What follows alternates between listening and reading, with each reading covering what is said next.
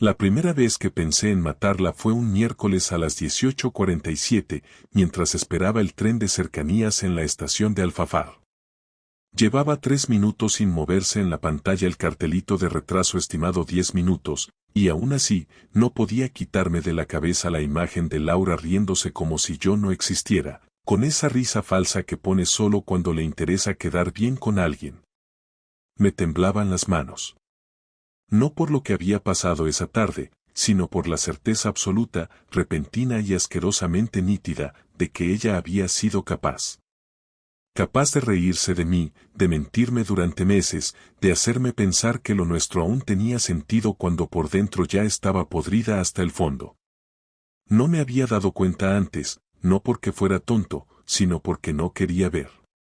Y en ese andén, con los auriculares puestos sin música, los ojos fijos en el reflejo del cristal y la mandíbula tan apretada que me dolía la cabeza, empecé a pensar en todo lo que me había tragado durante meses sin decir nada.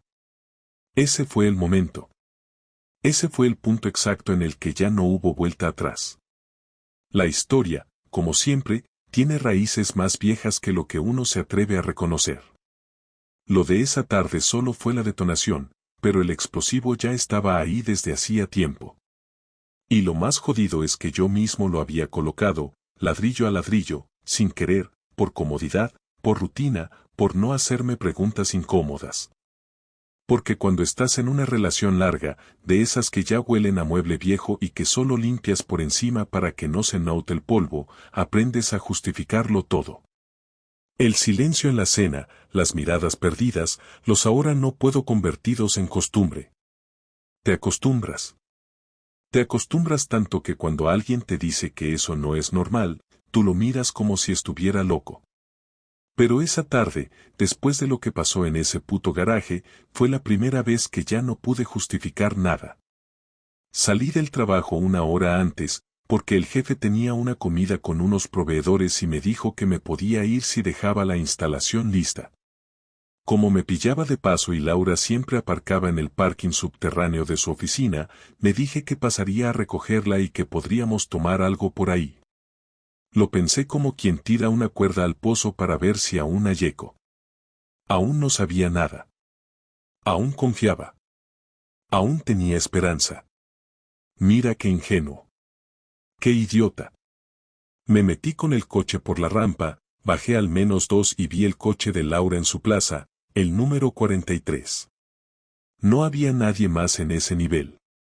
Me acerqué caminando, sin prisa. Pensé en darle un susto, de esos tontos que te hacen reír un rato. Pero entonces escuché una carcajada. No era la suya. Era masculina, ronca, sucia. Y luego su voz. No se estaban peleando. No se estaban despidiendo. Se estaban tocando. Y estaban dentro de su coche. No me acerqué. No miré. Me quedé parado a 6 metros, detrás de una columna, sin respirar. Escuché los movimientos, los jadeos, la manera en la que ella decía su nombre. No el mío. Otro. Uno que no reconocí.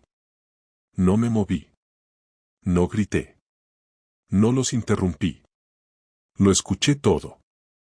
Me quedé ahí 15 minutos. No hice nada. No pude. Me convertí en piedra. En testigo mudo de cómo se rompía mi vida desde el eco de un aparcamiento mal iluminado. Cuando por fin salieron, riéndose como si volvieran del cine, me escondí. Ella no me vio. Y él tampoco. Tenía una mochila de gimnasio colgando del hombro y la camisa arrugada. Laura se subió a su coche como si nada. Ni rastro de culpa. Yo volví al mío. Me senté. Y no arranqué.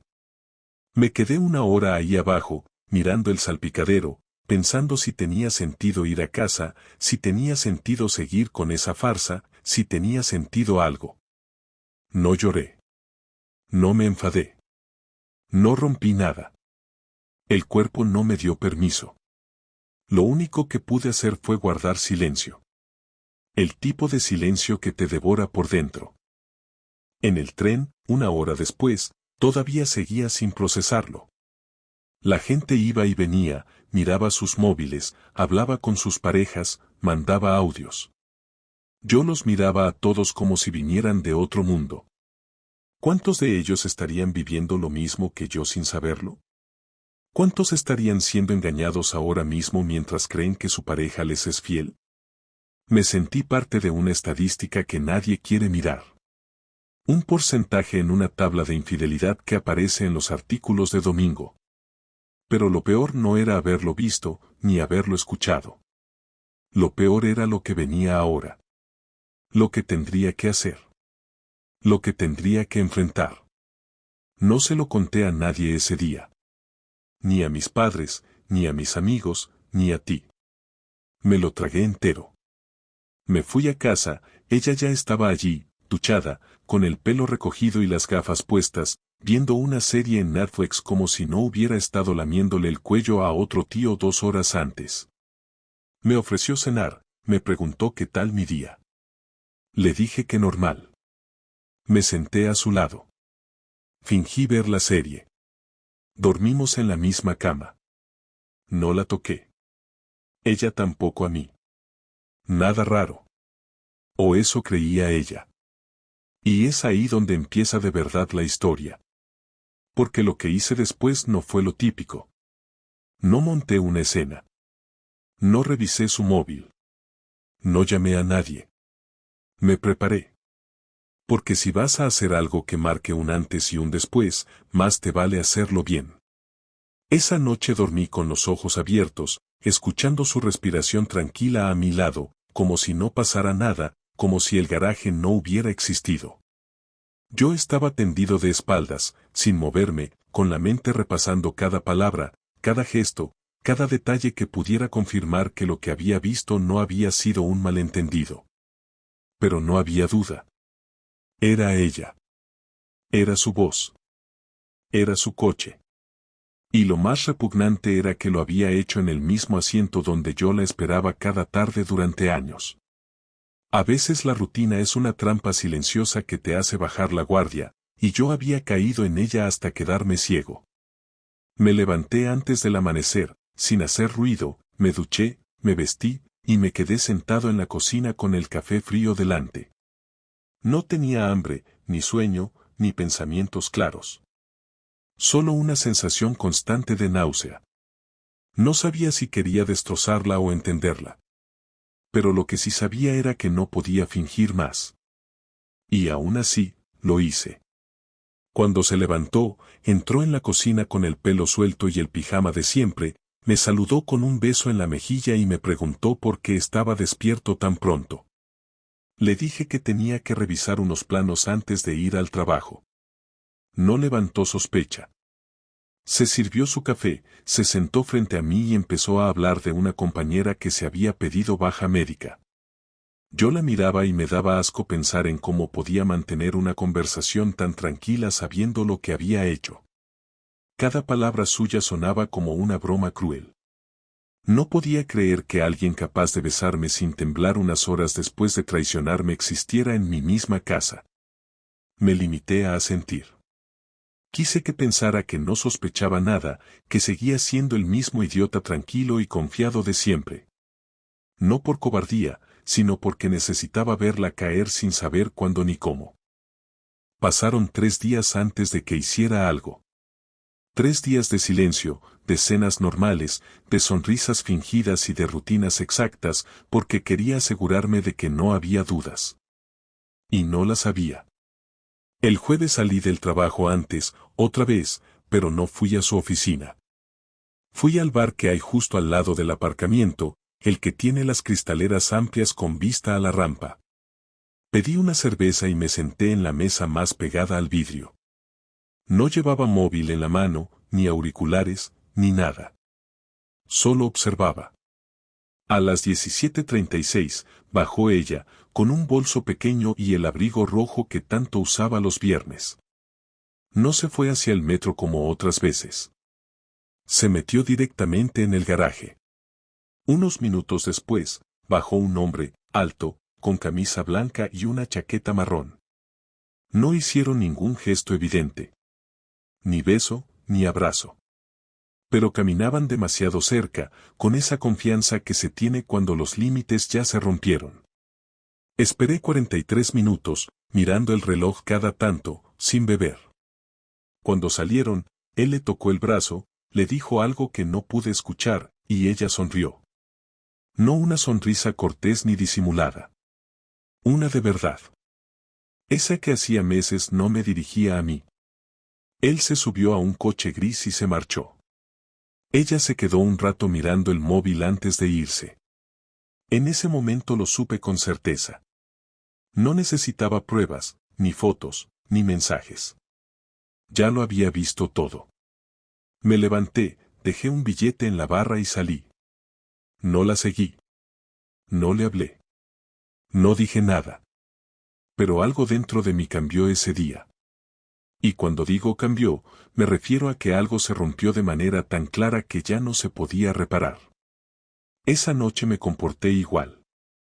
Cenamos pasta con tomate, vimos la televisión, nos deseamos las buenas noches. Pero mientras ella dormía, yo estaba en el salón, con una libreta abierta sobre la mesa. Empecé a escribir todo lo que recordaba, cada detalle, cada horario, cada coincidencia que antes no había visto. Necesitaba tenerlo claro, porque no pensaba actuar en caliente. No quería gritarle, ni tirarle nada, ni hacer el papel del marido traicionado que pierde el control. Quería que sintiera lo que yo sentía, sin sangre, sin golpes, pero con la misma precisión con la que ella me había apuñalado por dentro. Y para eso, tenía que planearlo bien. A la mañana siguiente, busqué información sobre el tipo. No fue difícil. En la inmobiliaria donde trabajaba Laura tenían fotos en la web con todos los empleados, y en una de las publicaciones del Instagram de la empresa aparecía ella con él, en un evento, con una copa de vino en la mano y una sonrisa relajada. Se llamaba Álvaro Serrano, tenía 38 años, y era jefe de zona. Casado. 2 hijos. Eso lo encontré en su perfil de LinkedIn, donde además ponía que vivía en Torrent. Me quedé mirando su foto mucho rato. No porque me diera miedo o rabia, sino porque quería grabarme su cara. No tenía nada especial. Ni siquiera era guapo. Pero era él quien estaba ocupando mi sitio, y eso bastaba para que se convirtiera en mi enemigo. Durante la semana siguiente no le dije nada a Laura. Seguí observando. Salía más arreglada de lo normal, se perfumaba antes de irse, y se mostraba especialmente amable conmigo. Eso me confirmaba lo evidente: cuando alguien se siente culpable, compensa con gestos. Ella intentaba mantener la apariencia de normalidad, pero yo ya no veía a mi mujer. Veía a una actriz repitiendo un guión mal aprendido. Empecé a desconectarme emocionalmente sin esfuerzo, como si el cuerpo supiera que tenía que prepararse para un golpe más grande. Por dentro, me sentía anestesiado. Y cuando estás anestesiado, puedes hacer cualquier cosa sin pestañear. El sábado, fingí que tenía trabajo y me fui temprano. En realidad, la seguí. Esperé a que aparcara en un centro comercial de las afueras y me quedé en el coche observando. A los pocos minutos llegó él, el mismo del garaje, con ropa informal, gafas de sol y una bolsa en la mano. Ella lo saludó sin abrazarlo, pero sus cuerpos se inclinaron como si lo hicieran en secreto. Entraron juntos en el edificio. No entré detrás. Me quedé en el coche durante 2 horas, sin moverme. Pensé en todo lo que habíamos vivido, en los años, en las cenas, en los viajes, en las veces que había confiado en ella sin dudar. Y lo que más me dolió no fue la infidelidad, sino la frialdad. Esa capacidad de vivir 2 vidas sin que se le note en la cara. En algún momento de esas 2 horas, me di cuenta de que ya no la amaba. Me había quitado algo que no sabía que podía perder: el respeto. Cuando volvió a casa esa tarde, le pregunté cómo había ido el día. Me contó una historia ridícula sobre una reunión con clientes en la oficina y un almuerzo con compañeras. Le sonreí. Le dije que me alegraba de que todo le fuera bien. Esa noche le hice el amor. No por deseo, ni por cariño, sino porque necesitaba entender hasta qué punto podía fingir. Y ella fingió también. Los dos lo sabíamos, aunque ninguno lo dijo. Fue la escena más vacía de toda mi vida. Y mientras la miraba cerrar los ojos fingiendo placer, supe que el final ya estaba decidido. Al día siguiente, empecé a actuar. Llamé a un amigo abogado y le pedí información sobre separaciones de mutuo acuerdo. No le di detalles, solo le dije que necesitaba saber cómo funcionaba el procedimiento, qué pasos había que seguir y cuánto tiempo tardaba. Luego abrí una cuenta nueva en otro banco. No para esconder dinero, sino para marcar un límite. Cada paso que daba me hacía sentir más ligero, más dueño de mí. Mientras ella seguía mintiendo, yo ya estaba planificando su caída con calma. Esa semana descubrí algo más. Álvaro no solo era su amante, sino también su jefe directo. Eso significaba que había cruzado una línea profesional, que lo suyo no era un impulso, sino una relación mantenida y organizada. Encontré en los registros de la empresa un viaje que habían hecho juntos a Madrid hacía 3 meses, supuestamente para cerrar una operación. En el informe, las fechas coincidían con el único fin de semana que Laura me dijo que tenía que trabajar fuera. Todo encajaba con precisión asquerosa. En ese momento dejé de verla como una persona confundida o manipulada. Era plenamente consciente. Y eso cambió el tipo de venganza que tenía en mente.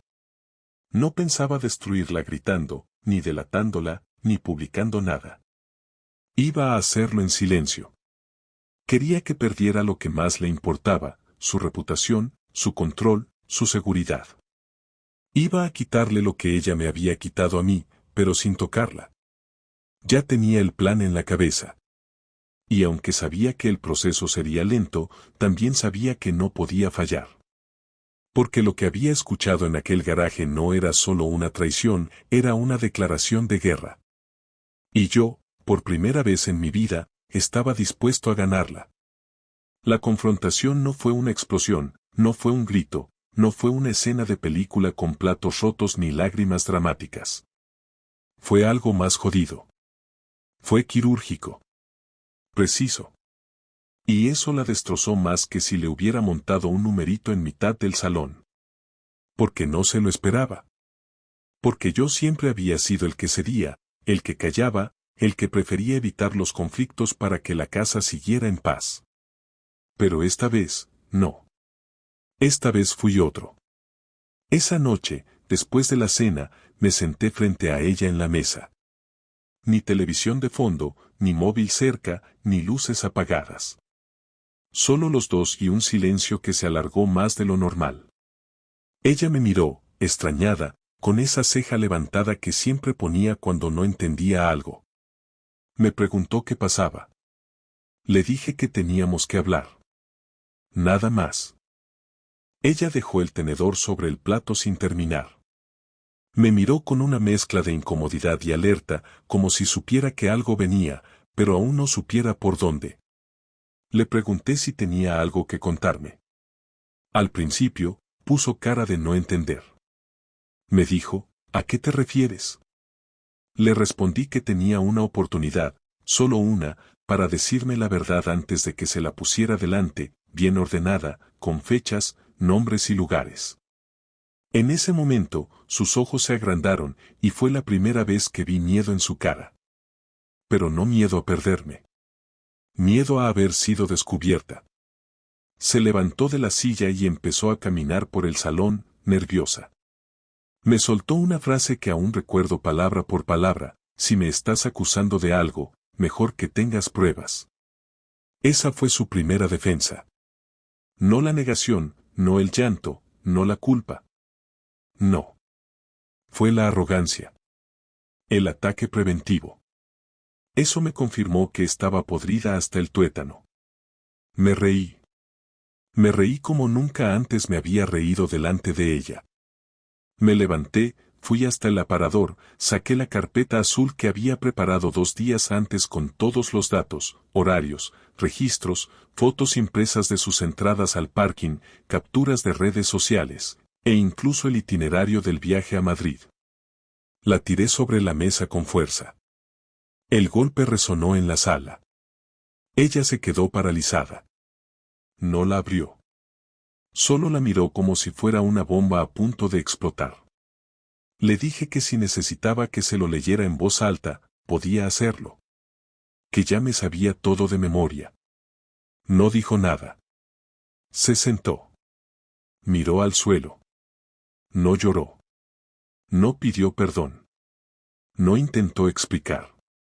Lo único que dijo, sin mirarme, no fue planeado. Pasó y ya. Ahí supe que no solo había perdido a mi mujer, sino que había estado casado con alguien que no tenía ni la decencia de enfrentarse a su propia culpa con honestidad. Le pregunté cuánto tiempo llevaba la historia. Me dijo que no sabía exactamente. Le insistí. Se enfadó. Me gritó que no era un interrogatorio. Le respondí que claro que lo era. Que lo mínimo que podía hacer era dar la cara. Al final lo dijo, desde enero. 3 meses. Casi 4. Le pregunté si lo amaba. Dijo que no. Le pregunté si pensaba dejarme. Dijo que tampoco. Le pregunté por qué. No supo qué contestar. Murmuró algo sobre rutina, sobre sentirse vacía, sobre necesitar sentirse deseada. Escuchar esas palabras fue como recibir una paliza en cámara lenta. Le recordé cuántas veces le pregunté si todo iba bien, cuántas veces intenté salvar lo nuestro, cuántas veces le pedí que habláramos, que viajáramos, que hiciéramos algo diferente. Ella lo sabía. No lo negó. Pero lo que me destrozó fue cuando me dijo, con una voz fría, que no pensaba que me iba a enterar. Que no lo hizo para hacerme daño, sino para sentirse viva. Me senté frente a ella otra vez. Le dije que ya no podía seguir en esa casa. Que algo se había roto para siempre.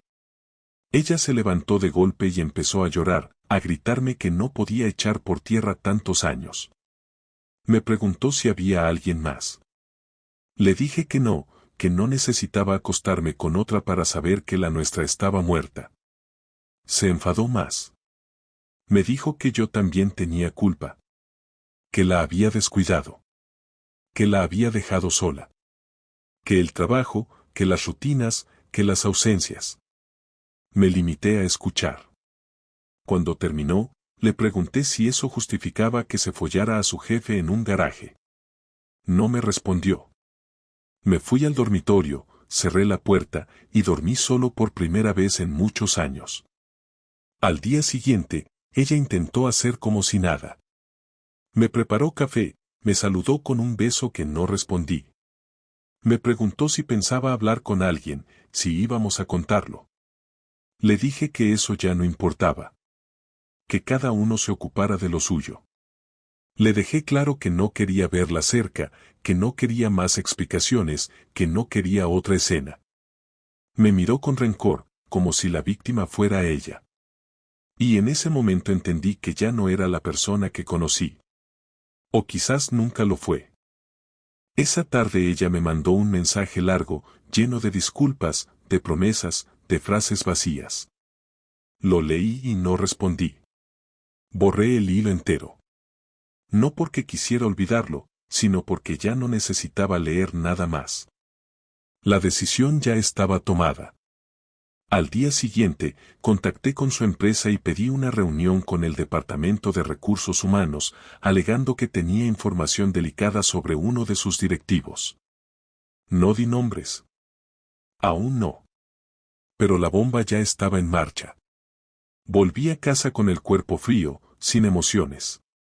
Ella me esperaba en el salón, con cara de haber estado llorando todo el día. Me preguntó si había pensado mejor las cosas. Le dije que no había nada que pensar. Que la casa era mía. Que el contrato estaba a mi nombre. Que podía quedarse unos días si quería, pero que en una semana tenía que irse. Me preguntó si estaba hablando en serio. Le dije que nunca había estado más serio en mi vida. Se levantó, me insultó, me llamó cobarde, me dijo que estaba exagerando. Le dije que la única cobardía era fingir amar a alguien mientras te follas a otro. Esa noche volvió a dormir en el sofá. Me desperté a las 3 de la mañana y la vi sentada, abrazando una manta, mirando al vacío. No dije nada. Me encerré en mi habitación. Me puse los auriculares. Y dormí. O fingí dormir. Ya daba igual. A la mañana siguiente, empecé a desmontar su espacio en el armario. No tiré nada. Lo empaqué todo. Cada prenda, cada caja, cada perfume. Lo puse en el trastero. Cuando se levantó y vio el dormitorio vacío, no dijo nada. Solo cerró la puerta. Esa fue nuestra rutina los siguientes días. Silencios. Miradas cruzadas. Ningún intento de reconciliación. Sabía que no había vuelta atrás. Y eso la mataba por dentro. Cuando llegó el viernes, le dije que tenía que irse ese fin de semana. Ella me pidió unos días más. Le dije que no. Que ya no podía compartir el aire con alguien que me había traicionado de esa forma. Me rogó. Me agarró del brazo. Me miró a los ojos como si aún pudiera provocarme algo. Pero no. Era tarde. Y lo sabía. No hubo escena final. No hubo abrazo. No hubo lágrimas compartidas. Solo una maleta en la puerta, un silencio brutal y el clic de la cerradura cuando se fue. Yo no me moví. Me quedé en la cocina, bebiendo un café frío. No me sentí libre. Tampoco feliz. Pero sí entero. Y eso, después de todo lo que había pasado, ya era mucho más de lo que esperaba. No me bastaba con que se marchara. No después de todo lo que había hecho. Tenía que pagar de una forma que le doliera de verdad, no con lágrimas, no con disculpas, sino con algo que le hiciera sentir la misma humillación que yo sentí en aquel garaje. No era rabia momentánea ni deseo de venganza irracional. Era cálculo. Era orden. Era justicia personal. Quería que cada cosa que había construido alrededor de su mentira se derrumbara sin que yo tuviera que tocarla. Sabía exactamente dónde golpear y cuándo hacerlo. El lunes siguiente fui a la oficina de la empresa donde trabajaba Laura. Pedí una cita formal con el responsable de recursos humanos, una mujer de unos 50 años llamada Teresa, que llevaba más de 20 en la empresa y conocía cada movimiento interno. Le expliqué que necesitaba hablar en privado sobre un asunto grave relacionado con un comportamiento inadecuado entre empleados. No le di nombres al principio. Ella me escuchó con atención y me pidió pruebas. Le entregué una copia de las fotos y los registros de entrada y salida del parking. No le mentí. Le dije que mi esposa, empleada de la empresa, mantenía una relación con su superior directo, el jefe de zona, y que eso violaba el código de conducta. Le dejé claro que no buscaba dinero, ni compensación, ni ruido mediático. Solo que se actuara según el reglamento interno. Teresa entendió el mensaje. No levanté la voz, no dramaticé, no mostré emoción alguna. Firmé una declaración escrita, aporté las fechas, los lugares y el detalle del viaje a Madrid con gastos pagados por la empresa. Cuando terminé, Teresa me dijo que me comunicarían el resultado en unos días. Le agradecí su tiempo y me marché. No llamé a Laura. No respondí a sus mensajes. Esa noche, ella intentó contactarme desde otro número, supongo que desde casa de una amiga, pero no contesté. Sabía que en menos de una semana todo se pondría en marcha. El miércoles a las 10 de la mañana recibí un correo anónimo con un asunto claro, investigación interna iniciada. No era difícil adivinar de dónde venía. En ese momento supe que el proceso había comenzado. Me imaginé su cara al ser llamada a la oficina de recursos humanos, sentada frente a Teresa, escuchando cómo le leían el informe con nombres, fechas y detalles. Me imaginé el silencio, el temblor en las manos, el sudor en la frente y sobre todo, la certeza de que todo se había acabado. No me sentí culpable. Ni por un segundo. Solo tranquilo. Ese mismo día pedí cita con un abogado especializado en separaciones. Le expliqué que quería dejar todo limpio y rápido. No le di demasiados detalles personales, solo los necesarios. Firmamos los primeros documentos y abrí el proceso. Mientras tanto, Laura empezó a perder la compostura. Me escribió más de 20 mensajes en un día. Pasó del arrepentimiento al reproche, del llanto a la furia, y de ahí a la súplica. Me decía que la estaban presionando, que iban a despedirla, que su reputación estaba en juego, que todo se estaba saliendo de control. Yo le respondí solo una vez, con una frase corta: todo se sale de control cuando dejas de tener vergüenza. No volví a escribirle. El viernes, Teresa me llamó. Me informó que el caso había sido revisado y que se tomarían medidas disciplinarias. No me dio detalles, pero su tono me bastó. A los 2 días, Laura me mandó un mensaje largo, donde me decía que la habían suspendido de empleo y sueldo por tiempo indefinido y que a él lo habían trasladado a otra delegación. Decía que yo no tenía derecho a arruinarle la vida, que ya había aprendido la lección.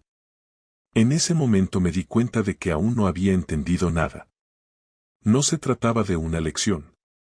Era consecuencia. Esa misma semana vendí el coche que compartíamos.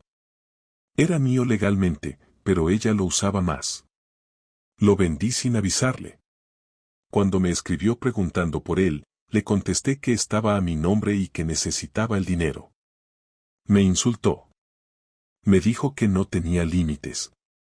Le recordé que quien no había tenido límites era ella. No volví a responderle. El siguiente paso fue cerrar la cuenta conjunta del banco. Transferí mi parte a la cuenta nueva y dejé la suya con el saldo justo para cubrir las facturas pendientes. Me imaginé su cara cuando fue al cajero y vio que el dinero había desaparecido. No me tembló el pulso. El lunes siguiente me presenté en el piso que habíamos alquilado juntos. Tenía las llaves. Sabía que ella no volvería a vivir allí, pero quise verlo vacío. El silencio era denso, pero por primera vez en semanas, respiré sin dificultad.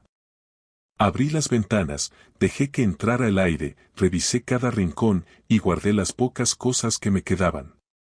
Lo demás lo dejé tal cual. No era mi problema. A la tarde, recibí una llamada de un número desconocido. Era Álvaro. Su voz sonaba cansada. Me pidió que nos viéramos. Dijo que quería hablar cara a cara, que quería explicarse.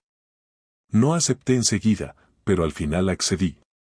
Nos encontramos en una cafetería en el centro, un lugar neutral, lleno de gente, donde no habría escándalos.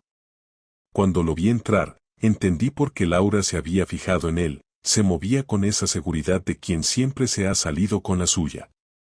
Me dio la mano. Se sentó. Me dijo que lo sentía, que todo se le había ido de las manos, que no había querido hacerme daño. No lo interrumpí. Lo escuché durante casi 10 minutos sin decir palabra. Cuando terminó, le pregunté si sabía que su mujer también sabía todo. Se quedó blanco.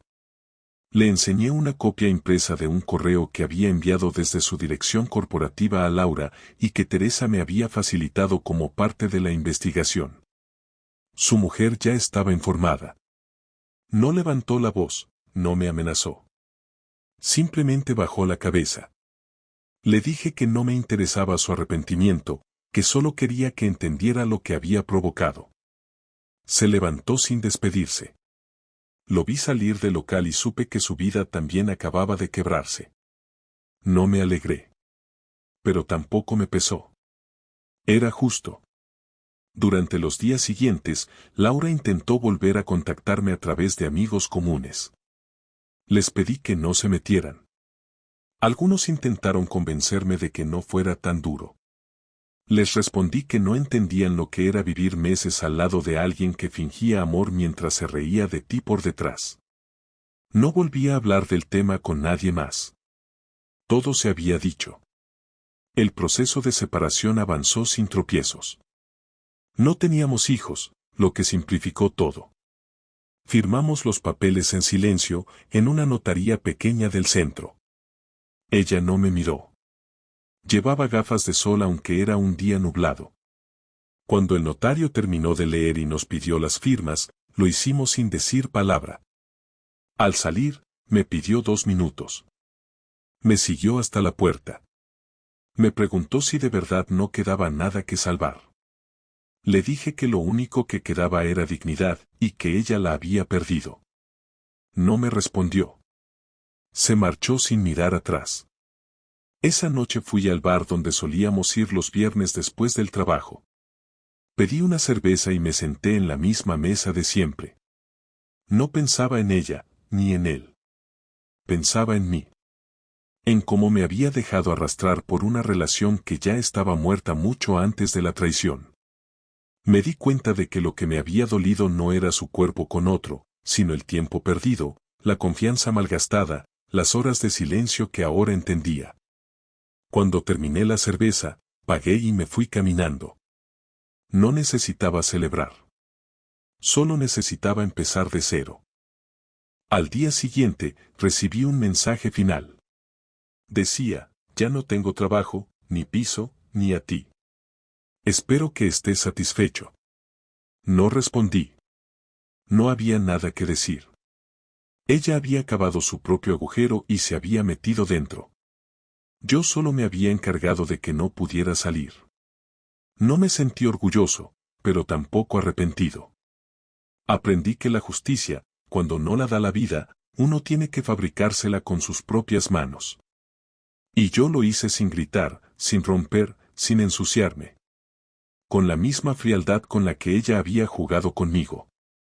La última vez que la vi fue un lunes por la tarde, a finales de mayo, 2 semanas después de firmar los papeles ante notario. Yo había salido del trabajo antes, sin ganas de volver a casa directamente, así que me detuve en una cafetería que conocía bien, en una calle secundaria cerca de la estación del norte. Me senté en la terraza, pedí un cortado, encendí un cigarro y me quedé mirando el movimiento de la gente sin pensar en nada concreto, con la cabeza en blanco por primera vez en mucho tiempo. Fue entonces cuando ella apareció. No me llamó. No me escribió antes. Simplemente se presentó. Iba vestida con ropa informal, el pelo atado, la cara más pálida de lo normal. Se acercó a mi mesa y me pidió que no me levantara. Me dijo que solo quería hablar un momento, que no tenía intención de alargarlo ni de convencerme de nada. Le hice un gesto para que se sentara. No por cortesía, sino porque ya no sentía nada que me impulsara a rechazarla. Se sentó despacio, como si le pesara el cuerpo, como si no hubiera dormido en días. Nos quedamos unos segundos en silencio. Luego fue ella quien empezó a hablar. Me dijo que no sabía muy bien por qué había venido, que probablemente yo no quería verla, que entendía si me levantaba y me iba. Le dije que no pensaba irme, pero que tampoco iba a consolarla. Me miró, asintió, y bajó la mirada hacia la mesa. Me dijo que había perdido todo en pocas semanas, que no solo se refería al trabajo o al piso, sino a una estructura entera que ella misma había ayudado a construir durante años. Dijo que se sentía como una idiota, que había creído poder controlar la situación, manejarlo todo sin que nada se saliera de su sitio. Me confesó que al principio no pensó que fuera tan grave, que lo que tenía con él era algo necesario en ese momento, como un escape. Al decir eso, la interrumpí. Le pregunté si de verdad pensaba que alguien necesita acostarse con otro para escapar. Se quedó callada. Me dijo que no, que ahora lo entendía, pero que entonces lo vivió como si fuera una necesidad que la tranquilizaba. Le pregunté si lo seguía viendo. Me dijo que no. Que después de la suspensión, él también fue sancionado y que su mujer lo echó de casa. Me dijo que hablaron una vez más por teléfono y que él le pidió que no lo volviera a llamar.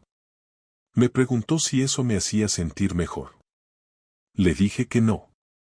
Que el daño ya estaba hecho y que lo que le pasara a él me daba igual. Ella asintió otra vez. Dijo que lo sabía. Que solo necesitaba decirlo en voz alta. Entonces bajó la voz y me preguntó si había un mínimo de posibilidad de reconstruir algo entre nosotros. No lo dijo llorando, ni con dramatismo. Lo dijo con una honestidad seca, como alguien que ya sabe la respuesta pero quiere oírla por última vez. Le respondí sin rodeos. Le dije que no. Que había pasado demasiado. Que podía entender muchas cosas, pero no tolerarlas. Que ya no confiaba en ella.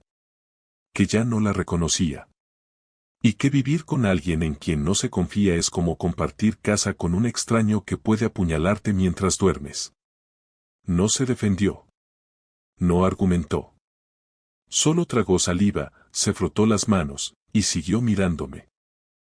Me dijo que no esperaba que la perdonara, que lo había intentado al principio, que pensaba que tal vez el tiempo podía arreglar algo, pero que después entendió que no se trataba del tiempo sino de los hechos.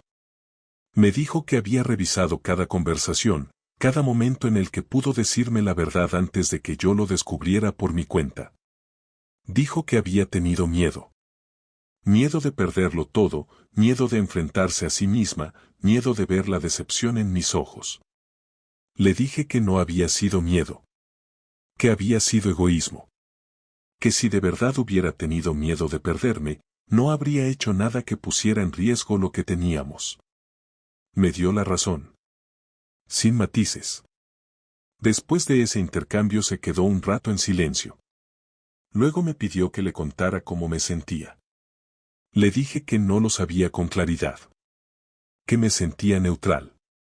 Que había pasado por todas las fases, rabia, tristeza, impotencia, desprecio. Y que ahora lo que sentía era una especie de vacío que no dolía, pero que ocupaba espacio. Le dije que no había odio. Que no quería que le fuera mal. Pero que tampoco me alegraría si le iba bien. Que para mí, simplemente, había dejado de existir. Se quedó quieta, sin mover ni una pestaña. Luego me preguntó si había alguien más. Le dije que no.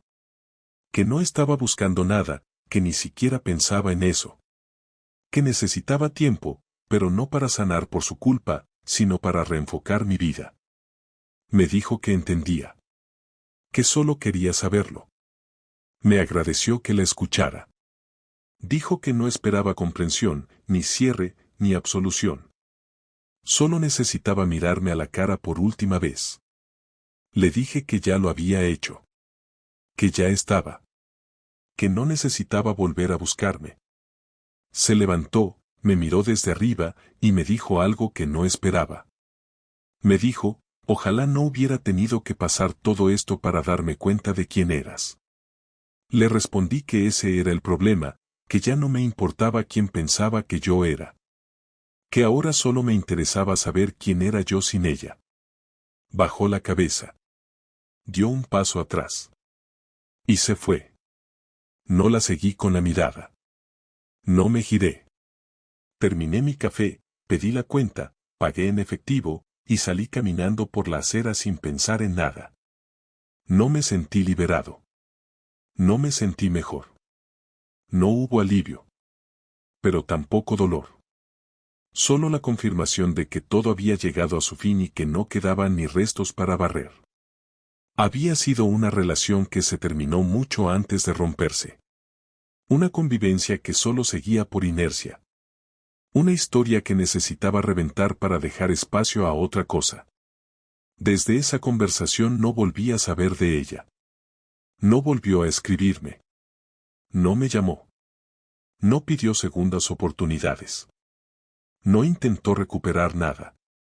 Y eso me confirmó lo que ya sabía desde hacía tiempo, que cuando las personas actúan desde el instinto, pueden justificarlo todo hasta que se les cae el suelo bajo los pies.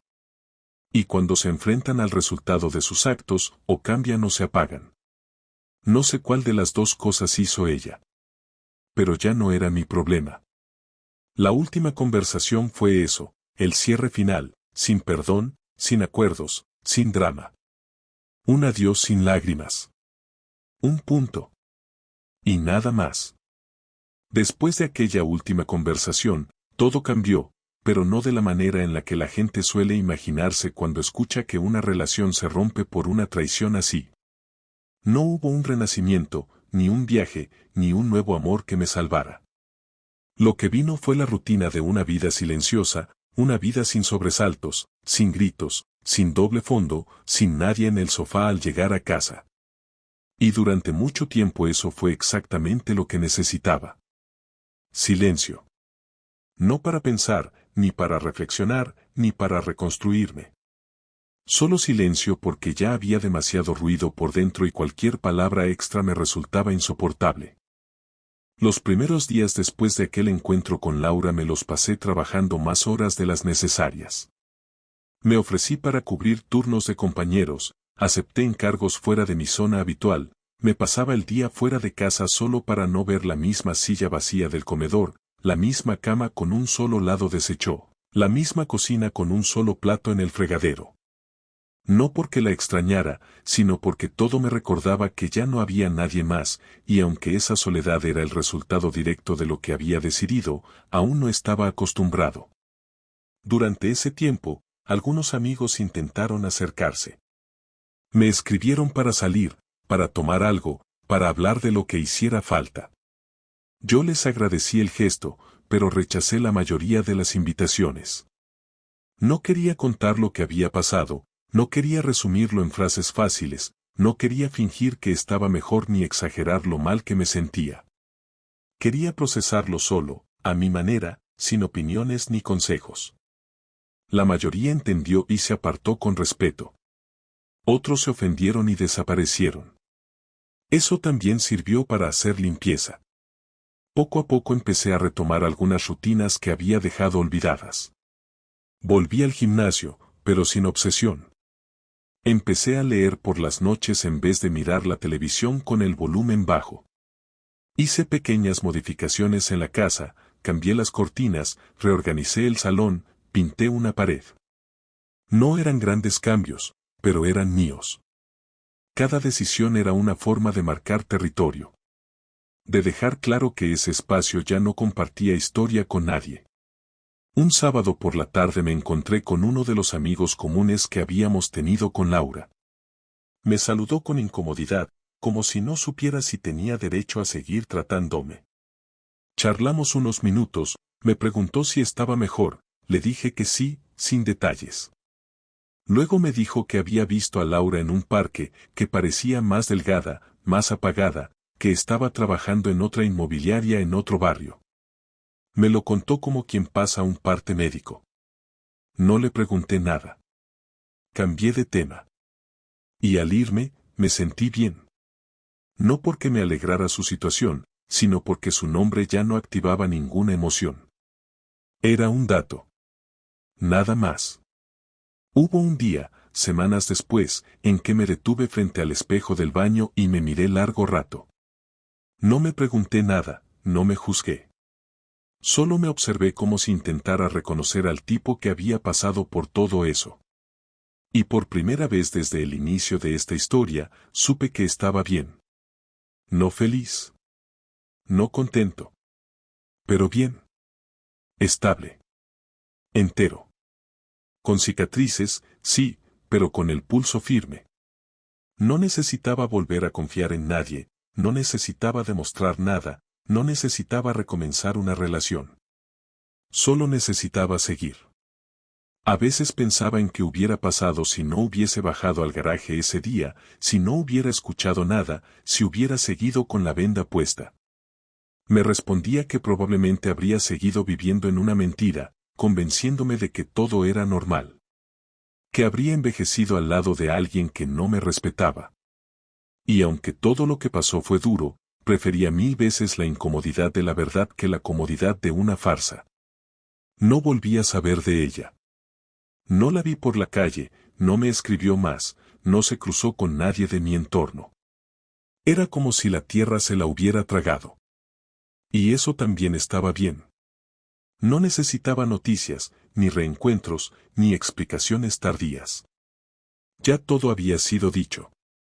Todo había sido hecho. El resto era aire. Con el tiempo, empecé a recuperar el control de cosas pequeñas. Me apunté a un curso de carpintería que siempre había postergado. Viajé solo un fin de semana a Zaragoza, sin plan, sin motivo, solo por estar en otro sitio. Empecé a salir con gente nueva, sin expectativas. Algunas veces cené con mujeres que conocí en esas salidas, pero sin intenciones de construir nada. Solo conversaciones honestas, sin dobles sentidos, sin promesas. Y eso también me ayudó. No a olvidar, porque olvidar no era el objetivo, sino a entender que mi historia con Laura no me definía. Una noche, mientras volvía caminando a casa, un amigo me preguntó por qué nunca conté en detalle todo lo que había pasado. Le dije que las historias no cambian por contarlas, que los hechos son los que importan, no la narrativa. Que lo que hice, lo hice porque era lo justo, y que quien necesita entenderlo ya no forma parte de mi vida. Me miró, asintió, y cambió de tema. Y ahí supe que ya no necesitaba repetir nada más. La historia terminó donde debía terminar. Sin reconciliaciones. Sin nuevas traiciones. Sin vueltas. No fue una tragedia, tampoco una victoria. Fue un corte limpio, una ruptura que dejó su marca pero que no arrastró más de lo necesario. Y aunque pasé por momentos oscuros, aunque sentí rabia, vergüenza, impotencia, incluso desprecio por mí mismo, todo eso se fue quedando atrás como marcas de un camino que ya no recorro. Hoy no siento orgullo por lo que hice, ni culpa. Siento coherencia. Hice lo que debía hacer. No fui perfecto, pero fui claro. No me vengué con crueldad, pero tampoco fui débil. Me defendí. Me respeté. Y en un mundo donde cada vez es más fácil callar y tragar, eso para mí fue suficiente. Si hay algo que aprendí de todo esto es que el amor no garantiza nada. Que la convivencia no asegura fidelidad. Que las promesas no tienen valor si no van acompañadas de verdad. Y que el respeto propio tiene que estar siempre por encima de la costumbre, del miedo a la soledad o del deseo de mantener una imagen. No sé si volveré a enamorarme. No me lo pregunto. No lo necesito. Por ahora solo me importa estar tranquilo, vivir a mi manera, tomar mis decisiones sin tener que mirar a otro lado para comprobar si alguien más está fingiendo.